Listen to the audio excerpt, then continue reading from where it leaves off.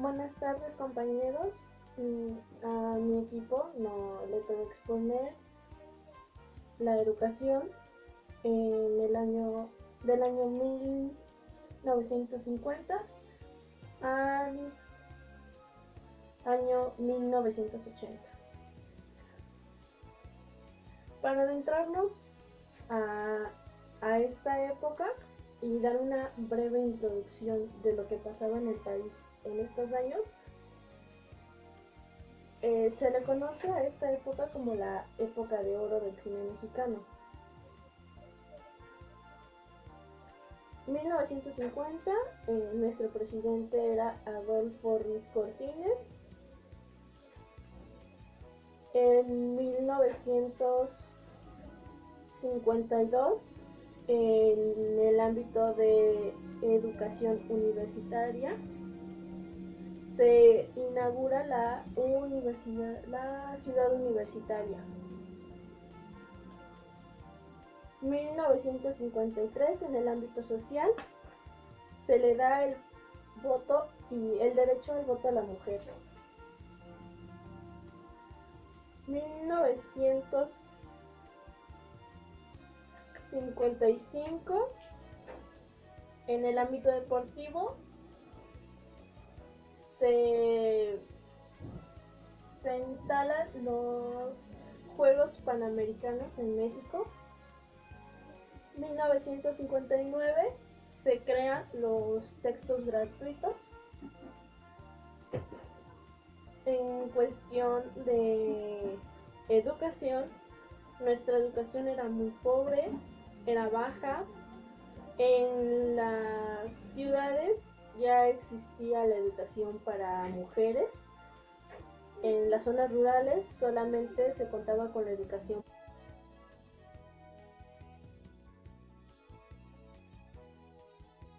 Muy buenas tardes compañeros. Hoy les voy a hablar un poquito acerca de la educación en México en 1950. Muy bien.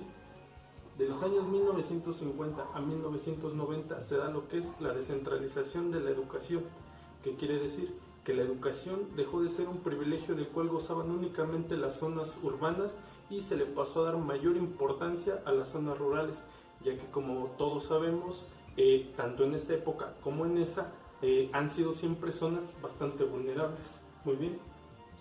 Tenemos más adelante, en 1950, se funda la Asociación Nacional de Universidades de Enseñanza Superior, o como sus siglas lo dicen, ANULES, que buscaba obviamente la mejora de la calidad en cuanto a educación a nivel superior. Después, más adelante, de 1952 a 1958, se elabora un plan a 11 años, el cual se implementaría un tiempo después. Buscaba más que nada la expansión y el mejoramiento de la educación a nivel básico. Dentro de sus principales objetivos estaba la creación de instituciones educativas, la matrícula de los alumnos, buscaba llamar su atención, que fuera obviamente llamativo para ellos. Obviamente también se buscaba la matrícula docente. Muy bien. Más adelante tenemos en 1954 la CENTE evalúa las normales y a la formación de maestros rurales. Esto para cubrir obviamente la demanda que se estaba presentando en el momento por la expansión demográfica. Muy bien. Tenemos más adelante, en 1957, la creación del Consejo Nacional Técnico de la Educación, o como sus siglas lo dicen, CONALTE, quien estaba a cargo de la elaboración de programas, métodos y planes de enseñanza para los niveles de primaria, secundaria, así como de las normales. También creaba los planes de la educación para obreros y campesinos. Muy bien. Después, más adelante también, en el año 1959, se crea la Comisión Nacional del Libro de Texto Gratuito, quien tan solo un año después vendría a repartir los primeros libros de texto gratuito. Muy bien. Esto es a grandes rasgos, compañeros, un poco de lo que es la educación en la década de los 50. Por mi parte es todo. Muchas gracias. Continuamos con la década de los 60. Esta década se caracterizó por ser socialista y porque iniciaba la época hippie. en esta época nuestro presidente era Adolfo López Mateo. Y en 1961 se funda el Instituto Nacional de la Protección Infantil. Aquí se empiezan a incluir los desayunos escolares. En 1968 se da el movimiento estudiantil de la Plaza de las Tres Culturas. Este movimiento se le conoció como la Matanza de Tlatelolco y posteriormente se dio inicio a los Juegos Olímpicos en México. Cabe destacar que en este mismo año se inicia la telesecundaria.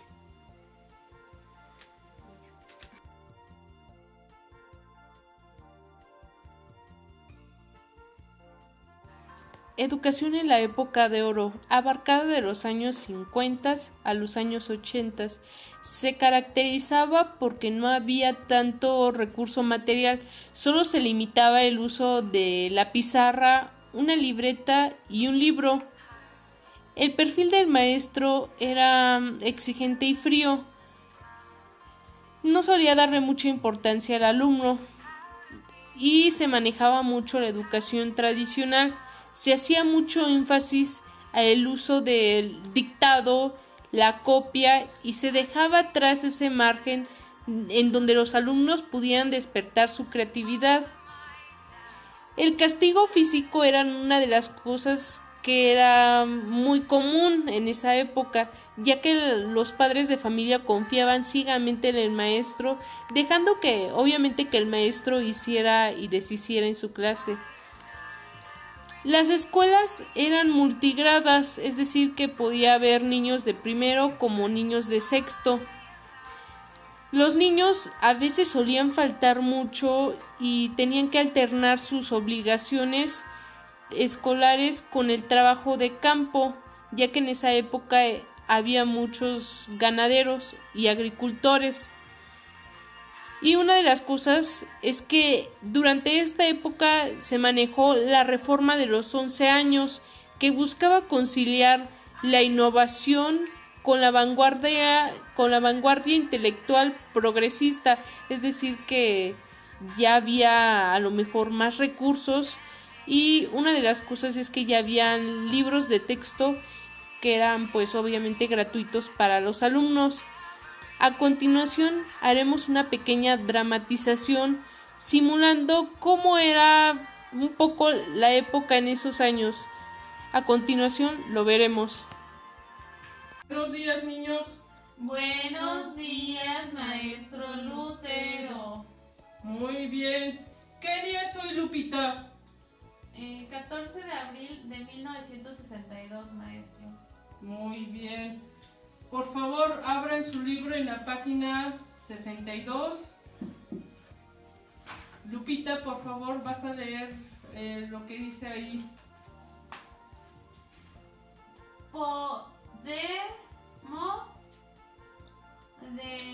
definir a la ciencia. A ver, María, te gusta reírte mucho, ¿verdad? Te vas a parar aquí. Vas a estar castigada. Ponte en posición. Extiende tus manos.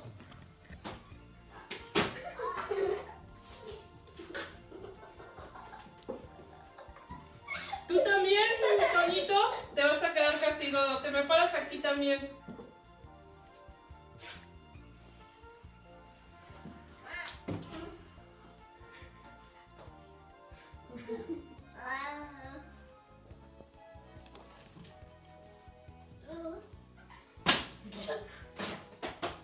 Recójanlo y vuelvan a su posición.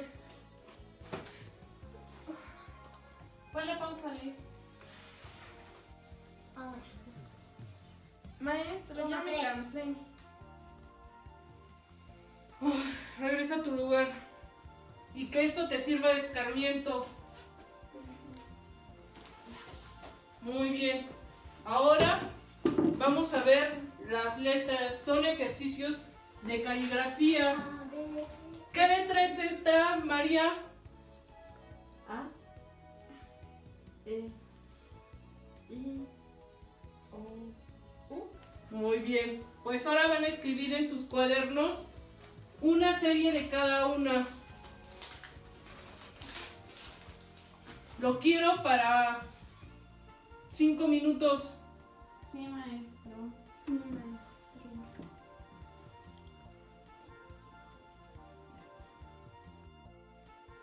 Continuamos con la década de 1970. Esta fue la década disco. En este año se hace obligatorio la educación básica como primaria y secundaria. En este mismo año se crea CONAFE. También se crea la UAM, se crea el CONALEP y se crean los bachilleres. Esta época se caracteriza por las carreras técnicas y en este año México comienza su deuda externa.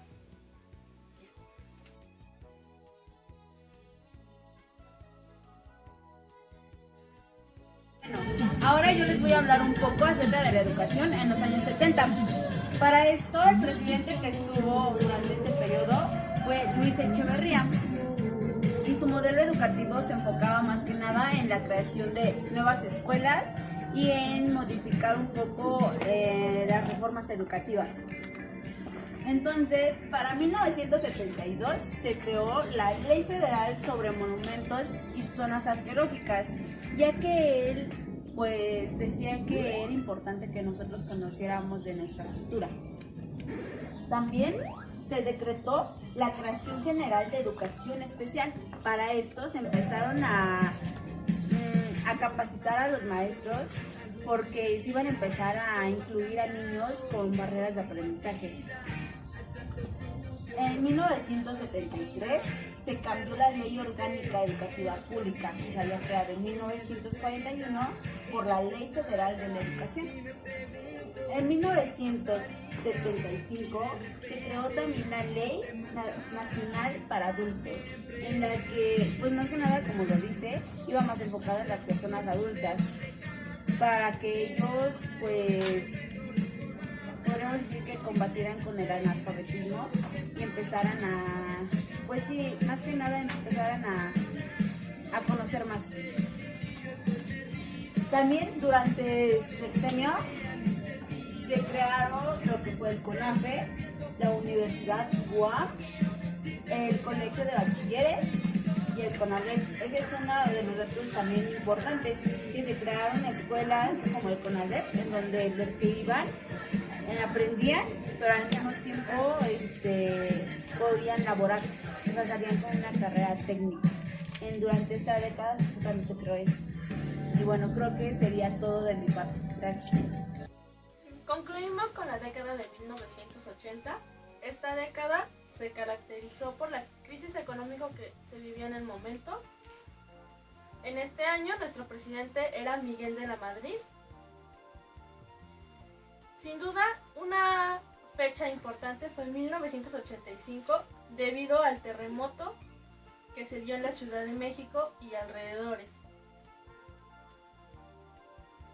En el año de 1986 se firma el Acuerdo de Aranceles y Libre Comercio. Cabe resaltar que en 1988 inicia su sexenio Salinas de Gortari. En el ámbito educativo, los maestros no permitían que los alumnos se expresaran de una manera sencilla. La expresión de un alumno para cuestionar a un maestro era errónea y no era permitida. Como ya repetí, en este año se vino una crisis económica muy fuerte en el país que repercutó para los siguientes años, que son los que le tocan posteriormente a mis compañeros.